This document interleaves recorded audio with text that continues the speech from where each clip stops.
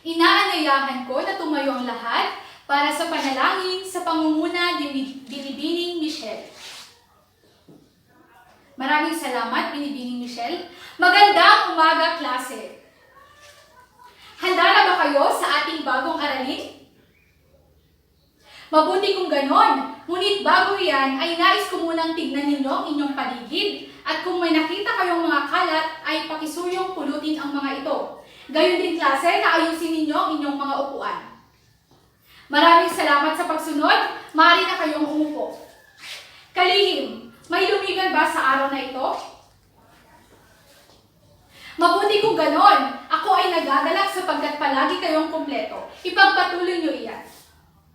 Noong nakaraang tagpo klase ay tinalakay natin ang tilamsik ng sining kapayapaan na isinulat ni Magdalena O. Jocson.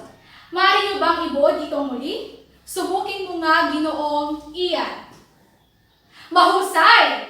Naalala nyo pa ba klase kung anong uri ito ng aktang pampanitikan? Subukin mo nga, Binibining Camela. Tumpak! Ito nga ay isang sanaysay. At ang sanaysay ay naglalahad ng kaisipan, saloobin, damdamin, at reaksyon ng isang manunulat. Batid ko nga klase na naunawaan nyo na ang ating nakaraang aralin. Ngunit bago tayo tumungo sa ating panibagong aralin, ay magkakaroon muna kayo ng isang laro. At tatawagin natin itong Hulaan Mo Ako. Ngunit bago yan klase, ay hahatiin ko muna kayo sa dalawang pangkat. Magsisimula ang pagbibilang kay Binibining J3. Okay, tapos na ba kayong magbilang, klase? Mabuti kung ganon. Ang unang pangkat ay mananatili sa aking kanan, samantalang ang ikalawang pangkat naman ay mananatili sa aking kaliwa. Ito ang panuto. Sa bawat grupo ay magbibigay ako ng mga envelopes na naglalaman ng mga larawan. Upang mahulaan nyo ang mga larawan na nasa loob ng envelope, ay kailangan nyo munang basahin ang mga pahiwatig o clues na nasa likod ng bawat envelope. Ang pangkat na may pinakamaraming larawan na nahulaan ang siyang hihiranging panalo at magkakaroon ng gantimpala. Bibigyan ko lamang ang bawat grupo ng 1 minuto upang gawin ang laro. Ito ang inyong mga envelopes. Ngayon klase, ang unang sasalang sa ating laro ay ang pangkat 1. Pangkat 1, ang inyong 1 minuto ay magsisimula na. Okay, pangkat 1, tapos na ang inyong 1 minuto. Pangkat 2, ang inyong 1 minuto ay magsisimula na. Okay, pangkat 2, tapos na ang inyong 1 minuto. Ngayon klase, tapos nang maglaro ang bawat grupo. Ang unang grupo ay nakahula ng 3 larawan. Ito ay ang Kural, Genie, at Turban. Samantalang ang ikalawang grupo naman klase ay nakahula ng 2 larawan. Ito ay ang Abaya at ang Kamelyo. Ibig sabihin klase na ang nanalo at magkakaroon ng gantimpala ay ang pangkat 1. Palakpakan natin sila. Ito ang inyong papremyo.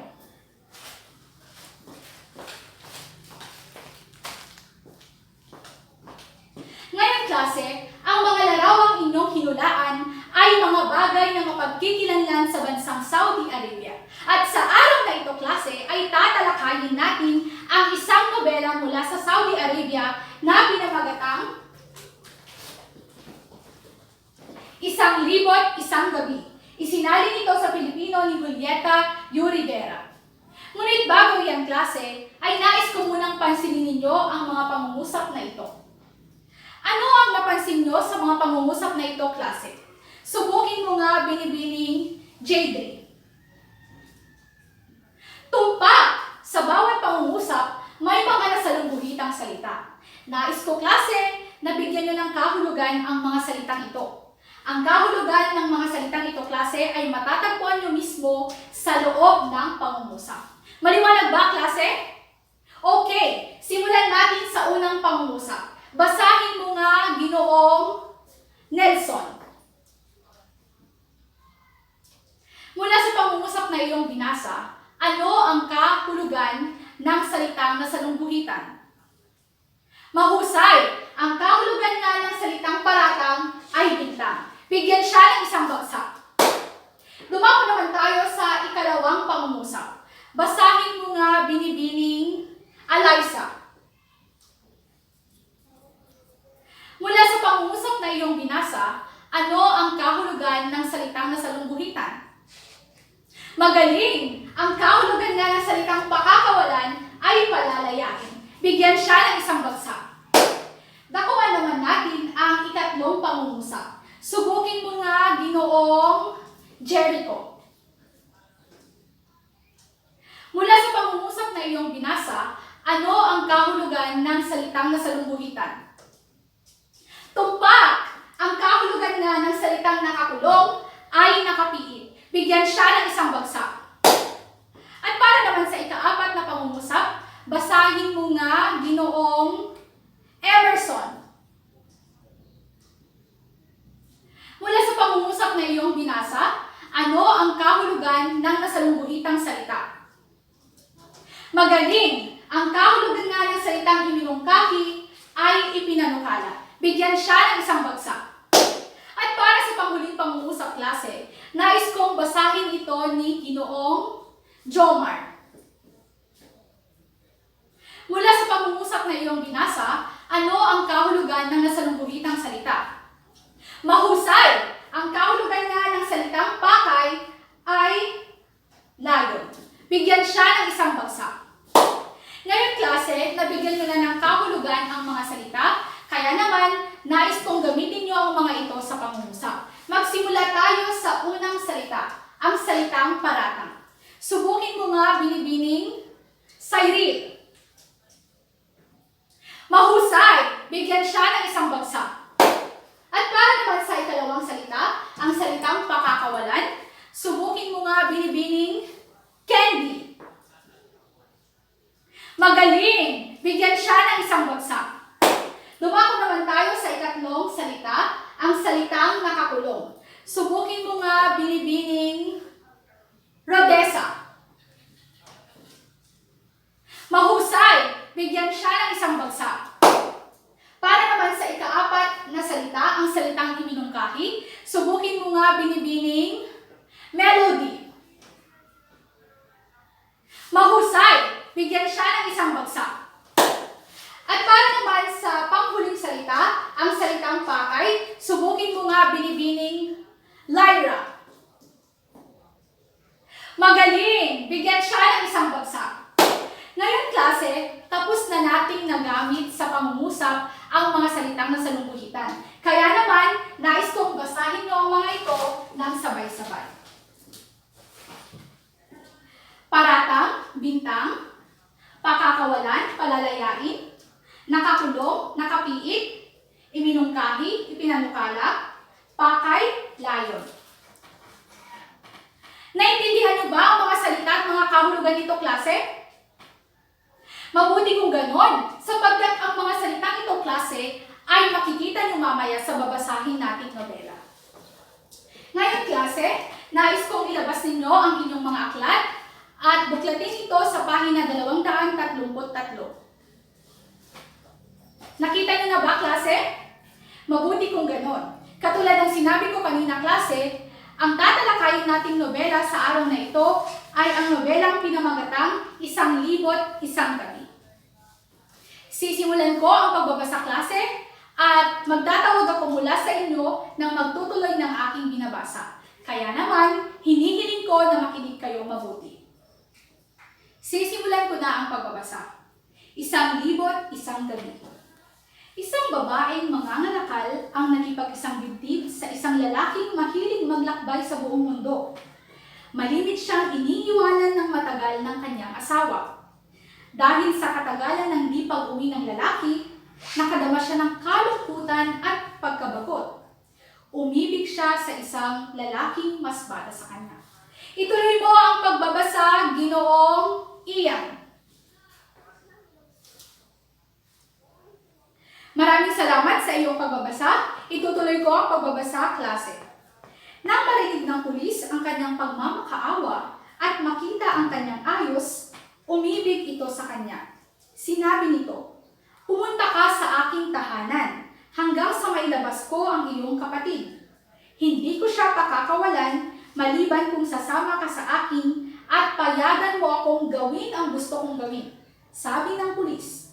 Sumagot siya, "Ikaw na lamang ang pumunta sa aking tahanan, kahit na maghapon at magdamag kung talagang kinakailangan," sabi ng babae. Ituloy mo ang pagbabasa, Binibining Lyra. Maraming salamat. Itutuloy ko ang pagbabasa, klase. Mula rito ay pumunta siya sa hari. Isinalaysay rin niya ang pangyayari at humingi rin siya ng tulong upang mapakawalan ang kanyang sinasabing kapatid. Sino ang nagpakulong sa kanya? Tanong nito. Ang hepe ng pulisya, ang kanyang sagot.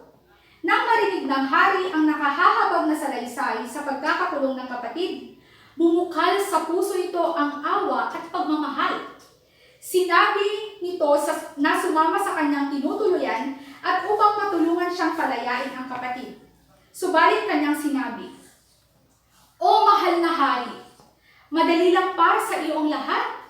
Wala akong magagawa kapag iyong ginusto. Subalit malaking karangalan kung pupunta ka sa aking tahanan." Siya'y pumayag.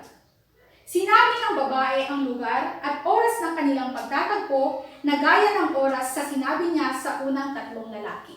Ituloy mo ang pagbabasa, Binibining Camela. Maraming salamat. Itutuloy ko ang pagbabasa, klase. Si Cady ang unang dumating. Nang makita niya ito, tumayo siya at humalik sa paanan ni Cady. Hawak ang kamay, inaya niya itong maupo sa karpet. Nang sisimulan na nito ang kanyang pakay, sinabi ng babae, "Alisin mo muna ang iyong kasuotan at ang iyong turban. Isuot mo ang dilaw na roba at bonnet na ito habang inihahanda ko ang makakain at maiinom natin. Pagkatapos, pwede mo nang gawin ang nais mo." Habang isinusuot niya ang roba at bonnet, may kumatok sa pinto. "Sino ang kumakatok?" tanong niya. "Ang aking asawa," ang kanyang tugon. "Ano ang aking gagawin? Saan ako pupunta?" tanong ni Cady. "Huwag kang matakot," sabi ng babae. "Itatago kita sa cabinet na ito. Gawin mo kung ano ang dapat," sagot ni Cady. Kaya't ipinasok niya ito sa pinakaibabang compartment at isinara ang pinto. Ituloy mo ang pagbabasa, Ginoong Emerson. Maraming salamat. Itutuloy ko ang pagbabasa, klase. Lumapit sila sa cabinet at nagsimulang magsalaysay ang mga nakakulong. Tinanong nila kung sinong may kagagawan ng lahat ng ito. Ikwinento nila lahat-lahat ng nangyari. Nang makita nila ang kanilang mga hitsura at pananamit, nagtawanan na lamang sila. Lumabas sila ng bahay na tinatakpan ang kanilang mga mukha upang di makilala at makaiwas sa chismis ng mga kapitbahay. At dyan na nagtatapos ang nobela, klase. Naintindihan niyo ba? Mabuti kung ganon, sapagkat ito ang mga tanong na sasagutin natin sa ating talakayan sa araw na ito. Una, sino-sino ang mga tauhan sa nobela at ano ang kanilang mga katangian? Ikalawa, kung ikaw ang tauhang babae, gagawin mo rin ba ang ginawa niya para makalaya ang inyong minamahal sa buhay? Ipaliwanag. At ikatlo, ibigay ang buod ng nobelang iyong binasa. Naintindihan ba ang mga tanong, klase? Okay, simulan natin sa unang tanong. Sino-sino ang mga tauhan sa nobela at ano ang katangian ng bawat tauhan? Subukin mo nga, Ginoong Diary. Mahusay! Bigyan siya ng 2 bagsak. Ang tauhang babae nga ay hindi lang maganda, kundi matalino rin. Ngayon, klase, dumako tayo sa ikalawang tauhan. Subukin mo nga, Ginoong Dayron. Magaling! Bigyan siya ng 2 bagsak. Ayon rin sa akda, klase, nais lamang ng pulis na mapaligaya siya ng tauhang babae kapalit ng pagtulong nito o o pagpapalaya sa kanyang minamahal. Ngayon klase, nakuha naman natin ang ikatlong tauhan. Subukin mo nga, Binibining Geraldine. Magaling! Bigyan siya ng 2 bagsak. Ayon sa akda klase, ang kadi ay mapagsamantala sapagkat nais niya lamang tulungan ang tauhang babae kung paliligayahin siya nito. Nakuha naman natin klase ang ika-4 na tauhan. Subukin mo nga, Binibining Razel. Mahusay! Bigyan siya ng 2 bagsak. Katulad ng kadi, ganoon rin ang vizier. Isa rin siyang mas mapagsamantalang tao sapagkat tutulungan niya lamang klase ang tauhang babae kung mapapaligaya siya nito. Ngayon klase, dumako tayo sa ika-5 tauhan. Subukin mo nga, Binibining Rosel. Mahusay! Bigyan siya ng 2 bagsak. Ang hari ay isang mapagsamantalang tao at may masamang layon sa tauhang babae. Tutulungan niya lamang ang tauhang babae kung papayag ang babae na gawin ng hari ang lahat ng kanyang gusto. At para sa panghuling tauhan, subukin mo nga, Binibining Rhea May. Mahusay! Bigyan siya ng 2 bagsak.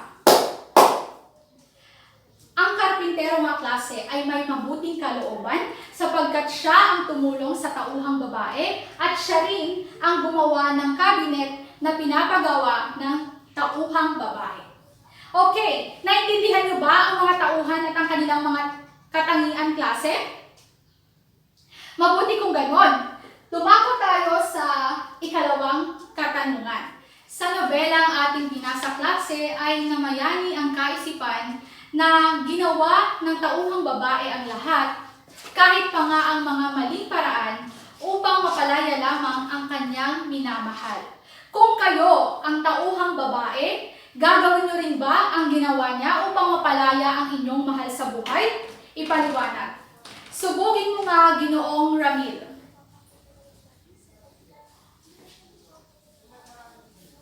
Mahusay!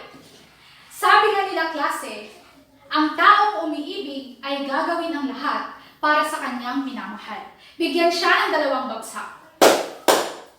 Para naman sa susunod na magbabahagi ng kanyang opinyon, subukin mo nga, Binibining Alpha.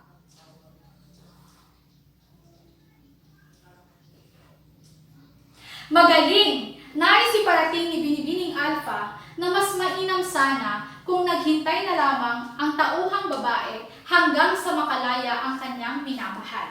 Bigyan siya ng 2 bagsak. Subukin mo nga rin, Binibining Famela.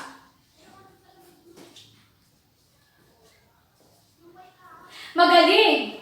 Nais iparating ni Binibining Famela na may ibang paraan pa sana upang makalaya ang minamahal ng tauhang babae. Hindi yung nanloko pa siya ng ibang tao para lamang sa ikabubuti ng kanyang iniibig.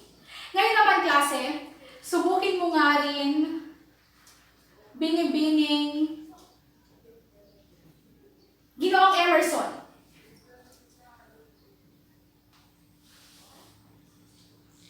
Nais mo bang iparating, Ginoo, na gagawin mo rin ang ginawa ng tauhang babae? Magaling! Bigyan siya ng 2 bagsak. At para sa panghuling magbabahagi ng kanyang opinyon, subukin mo nga, Binibining Mary Joy.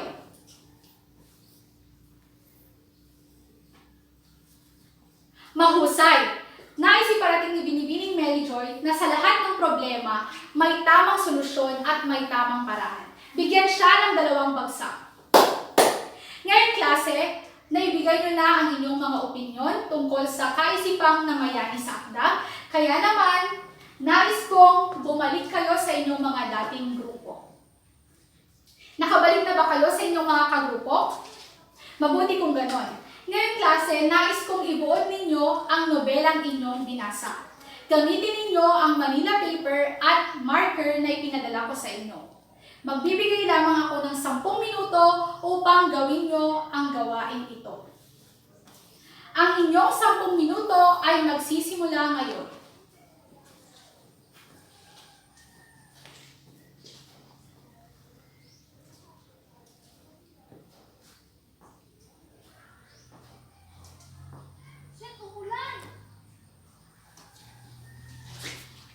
Okay, klase, tapos na ang inyong 10 minuto. Ayusin ninyo ang inyong mga output at maaari nang ipaskill sa pisara. Pangkat 1, nais kong basahin nyo ng sabay-sabay ang inyong output. Magaling! Bigyan sila ng 3 bagsak. Pangkat 2, nais kong basahin ninyo ang inyong output. Mahusay! Bigyan sila ng 3 bagsak. Ngayon naman, klase, tapos nyo lang maibuod ang nobelang inyong binasa. Ngayon, nais kong manatili kayo sa inyong mga grupo, sapagkat nais kong buuin ninyo ang balangkas ng nobelang inyong binasa gamit ang graphic organizer na aking inihanda. Ayan. Bibigyan ko lamang ang bawat grupo o bibigyan ko kayo ng 10 minuto upang gawin ang gawain ito. Ang inyong 10 minuto ay magsisimula ngayon.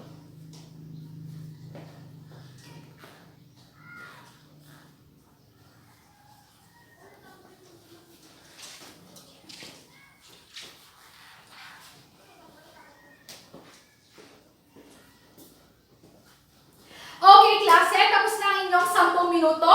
Maaari nyo nang ipaskill sa pisara ang inyong mga output. Pangkat 1, maaari nyo bang basahin ng sabay-sabay ang inyong output?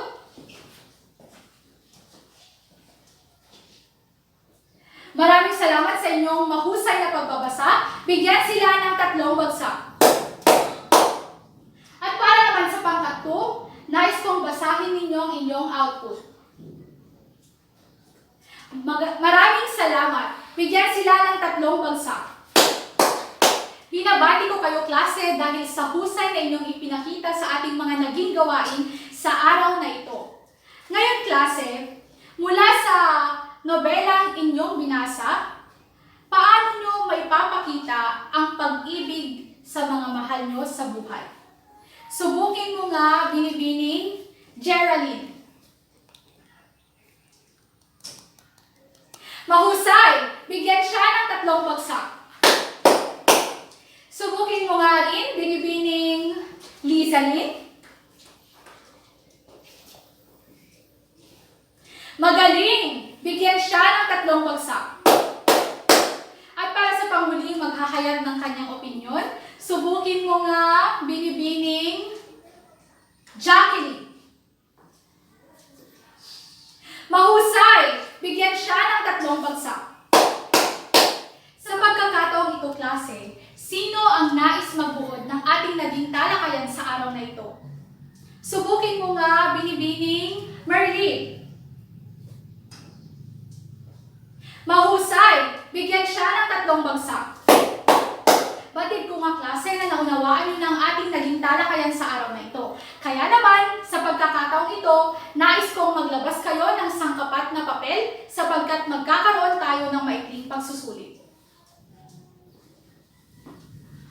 Nakalabas na ba kayo ng inyong mga papel, klase?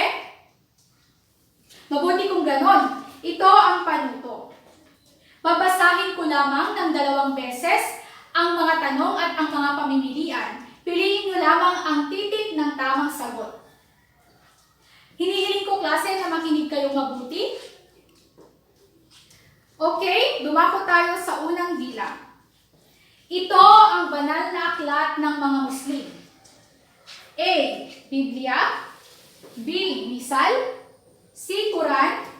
D. Vedas. Uulitin ko, klase. Ito ay ang banal na aklat ng mga Muslim. A. Biblia. B. Misal. C. Quran. D. Vedas. Ikalawang bilang. Pinaniniwalaan ng mga taga-Saudi Arabia na tumutupad ito ng mga kahilingan. A. Bituin. B. Buwan. C. Genie, D. Camelio. Ulitin ko, pinaniniwalaan ng mga taga-Saudi Arabia na tumutupad ito ng mga kahilingan. A. Bituin, B. Buwan, C. Genie, D. Camelio. Ikatlong bilang. Ito ay kasuotan sa ulo na madalas isinusuot ng mga kalalakihan sa Middle East. A. Bonnet, B. Sombrero, C. Turban, D. Payo. Ulitin ko, klase. Ito ay kasuotan sa ulo na madalas isinusuot ng mga kalalakihan sa Middle East. A. Bonnet, B. Sombrero, C. Turban, D. Payo. Ikaapat na bilang. Isa itong gusali sa gitna ng pinakamahalagang moske ng Islam sa Mecca, Saudi Arabia. A. Kaaba, B. Santuario, C. Simbahan, D. Templo. Isa itong gusali sa gitna ng pinakamahalagang moske ng Islam sa Mecca, Saudi Arabia. A. Kaaba, B. Santuario, C. Simbahan, D. Templo. Ikalimang bilang. Ito ay kasuotang sinusuot ng mga kababaihan sa Saudi Arabia. A. Abaya, B. Blusa, C. Malong, D. Palda. Ito ay kasuotang isinusuot ng mga kababaihan sa Saudi Arabia. A. Abaya, B. Blusa, C. Malong, D. Palda. Ika-anim na bilang. Ano ang kasing kahulugan ng salitang parata? A. Bintang, B. Layon, C. Nakapiit, D. Palalayain. Ano ang kasing kahulugan ng salitang paratang? A. Bintang, B. Layon, C. Nakapiit, D. Palalayain. Ikapitong bilang. Ano ang kahulugan ng salitang pakakawalan? A. Ipanunukala, C. Layon, C. Nakapiit, D. Pakakawalan. Ano ang kahulugan ng salitang pakakawalan? A. Ipinanukala, B. Layon, C. Nakapiit, D. Pakakawalan. Ikawalong tanong. Ano ang kasing kahulugan ng salitang nakakulong? A. Bintang, B. Layon, C. Nakapiit, D. Palalayain. Ano ang kasing kahulugan ng salitang nakakulong? A. Bintang, B. Layon, C. Nakapiit, D. Palalayain. Ikasyam, ano ang kasing kahulugan ng salitang iminungkahi? A. Ipinanukala, B. Paratang, C. Sinabi, D. Suwestyon. Ano ang kasing kahulugan ng salitang iminungkahi? A. Ipinanukala, B. Paratang, C. Sinabi, D. Suwestyon. Ikasampung tanong. Ano ang kasing kahulugan ng salitang pakay? A.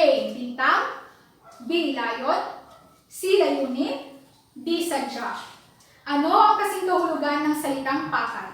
A. Bintang, B. Layon, C. Layunin, D. Sadya. Magpalitan na ng papel.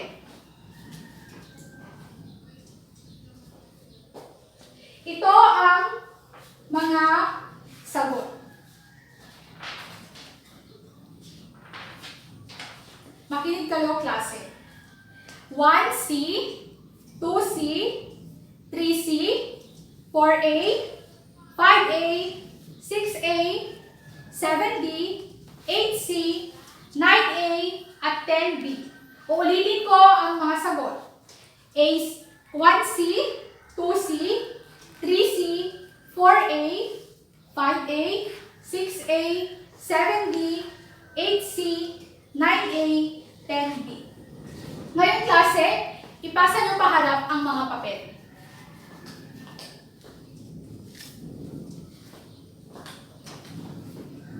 Bilang ating kasunduan klase, nais kong bigyan ninyo ng sarili ninyong pagwawakas ang binasa nating nobela. Isulat nyo ito sa isang buong papel. Maliwanag ba, klase? Mabuti kung ganon. Wala na ba kayong mga katanungan? Kung gayon, paalam.